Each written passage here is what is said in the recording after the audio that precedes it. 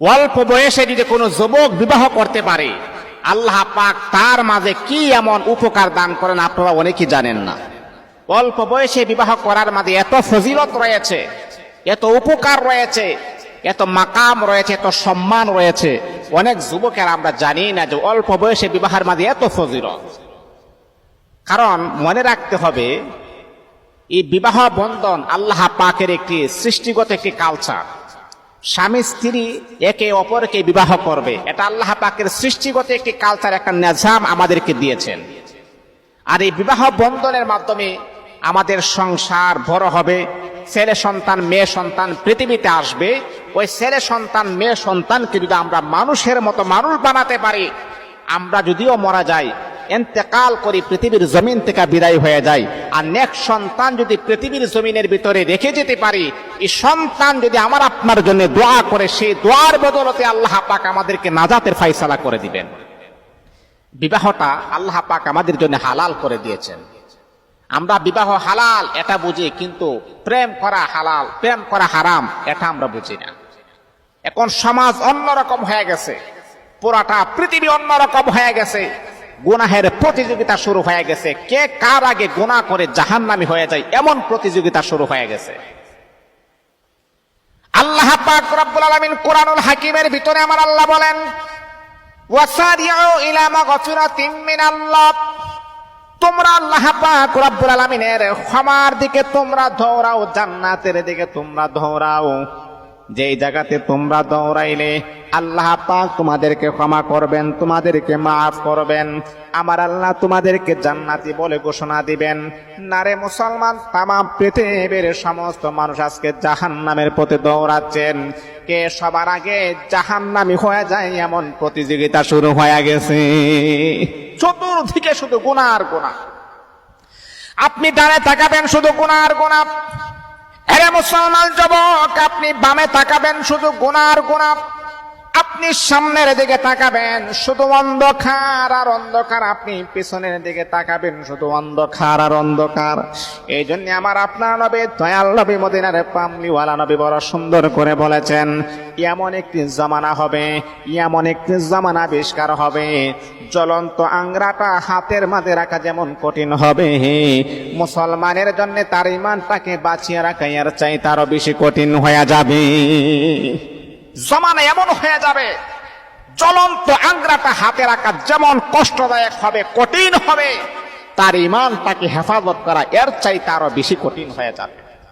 যুবক ভাইরা, যদি আপনারা অল্প বয়সে বিবাহ করেন তাহলে আপনাদের কি লাভ হবে জানেন? এক নাম্বার হচ্ছে, এই অল্প বয়সে বিবাহ করার কারণে লজ্জাস্থানের হেফাজত হবে, লজ্জাস্থানটা কন্ট্রোল থাকবে। এই লজ্জাস্থানের কারণে অধিকাংশ পুরুষ, অধিকাংশ নারী তারা জাহান্নামী হবে শুধু লজ্জাস্থানের কারণে। লজ্জাস্থানের সঠিক ব্যবহার যদি আপনি না করেন, এই কারণে আমার আল্লাহ আপনাকে জাহান্নামের আসামি বানায় দিবেন। এই জন্য তো কোরআনুল কারীমের ভিতরে আমার আল্লাহ বলেন, কুল্লিল মুমিনিনা ইয়াগুদ্দু মিন আবসারিহিম ওয়া ইয়াহফাযু ফুরুজাহুম যালিকা আযকা লাহুম ইন্নাল্লাহা খাবীরুম বিমা ইয়াসনাউন। ও আমার হাবিব, ও আমার বন্ধু, আপনি তাদেরকে জানায় দেন তারা যেন লজ্জাস্থানের হেফাজত করে, তারা যেন দৃষ্টিকে অবনত রাখেন। মনে রাখতে হবে, যদি আপনি আমি লজ্জাস্থানের সঠিক ব্যবহার করতে পারি, লজ্জাস্থানের হেফাজত করতে পারি, আল্লাহ পাক রব্বুল আলামিন আমাদের জীবনের গুনাহকে আমার আল্লাহ ক্ষমা করে দিবেন। এই জন্য লজ্জাস্থানের হেফাজত হয় অল্প বয়সে বিবাহ যদি আপনি করেন, এটা হচ্ছে এক নাম্বার একটা উপকার। দুই নাম্বার হচ্ছে দৃষ্টি হেফাজত থাকে। আপনি যখন বিবাহ করবেন তখন আপনার চোখের যে দৃষ্টি খারাপ কুনজর, এই কুনজর থেকে আপনি অতি তাড়াতাড়ি বাঁচতে পারবেন।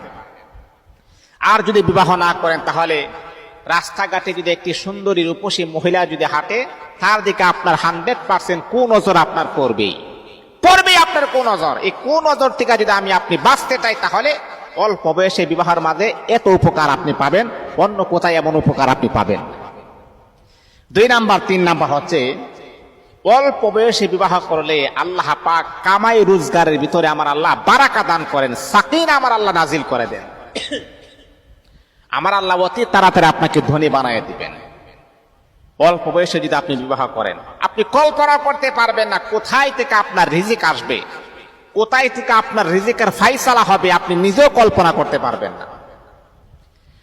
অনেক মা বোনেদের অভিযোগ হলো এমন, যদি বলি মা আপনার সন্তানকে বিবাহ করান না কেন, তখন মা বাবারা জবাব দেয়, হুজুর কিভাবে সন্তানকে বিবাহ করাবো, সন্তান তো এখনো কিন্তু রুজি রোজগার করে না, কিভাবে তার স্ত্রীকে লালন পালন করবে, স্ত্রীর খাবার যোগাবে। কিন্তু আমার আল্লাহ বলেন, বান্দারে যদি তুমি অল্প বয়সে বিবাহ করো, আল্লাহ পাক রব্বুল আলামিন কোথায় থেকে আপনার রিজিকের ফায়সালা করবেন আপনি কখনো ধারণা করতে পারবেন না। কোথায় থেকে আপনার রিজিক আসে আপনি কখনো কল্পনা করতে পারবেন না। এটা হচ্ছে 3 নাম্বার, যে রিজিক প্রশস্ত করে দেন আল্লাহ তাআলা, অতি তাড়াতাড়ি ধনী বানায় দেন। 4 নাম্বার হচ্ছে অল্প বয়সে বিবাহ করলে ঈমানটা পরিপূর্ণ হয়, ঈমানের পরিপূর্ণ স্বাদ আপনি পেয়ে যাবেন। ঈমানের যে একটি তৃপ্তি রয়েছে, একটি স্বাদ রয়েছে, স্বাদ আপনি পেয়ে যাবেন যদি আপনি অল্প বয়সে বিবাহ করেন। 5 নাম্বার হচ্ছে অল্প বয়সে বিবাহ করলে আল্লাহ পাক আপনার শরীরে অসুস্থতাকে আমার আল্লাহ কেটে দিবেন, দূর করে দিবেন। মানে শরীরের ভিতরে যে একটা যন্ত্রণা, একটি আযাব, একটি অস্বস্তিকর একটি ভাব রয়েছে, অল্প বয়সে বিবাহ করার কারণে শরীরের অসুস্থতাকে আমার আল্লাহ দূর করে দিবেন।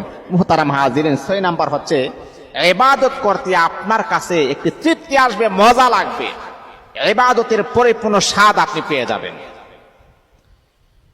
অনেক যুবকের আছে, হুজুর নামাজ পড়ে রোজা রাখে, তারপরও কেন জানে গুনাহের কাজ, কেন জানে আমার চোখের সামনে চলে আসে, গুনাহের কাজ কেন জানে আমার চোখের সামনে ভেসে যায়।